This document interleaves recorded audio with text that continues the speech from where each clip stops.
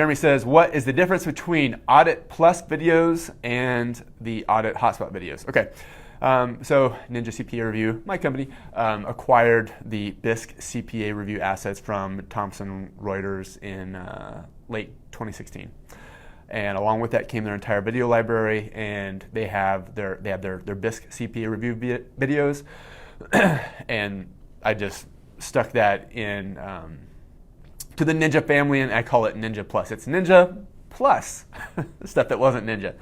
And then along with that is their entire Hotspot video library, and so if you take all of the Ninja Plus videos, like the former Bisk videos, and then all of the Bisk hotspots, and I have screenshots of their old website. If you add up all of that stuff, it's like $5,000 worth of stuff. And I just threw it all into Ninja Monthly, and it's $67 a month, pardon the plug.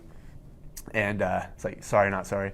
And so what's the difference between the two? They are mostly the same. Now, for regulation, Bob Manette does not teach very much of regulation in the Plus videos, if any, but he has several hotspot videos, and people really like Bob Manette. So he is in the Ninja hotspots, but not in the Plus for regulation. He teaches a lot in the FAR Plus and the FAR hotspots, Odd Plus, Odd hotspots, and BEC Plus and BEC hotspots. So the hotspots are they kind of drill down into a topic. They're mostly the same, but I just threw them in there so people can figure out. I mean, they're completely different recordings, but people can figure out if they like them or not.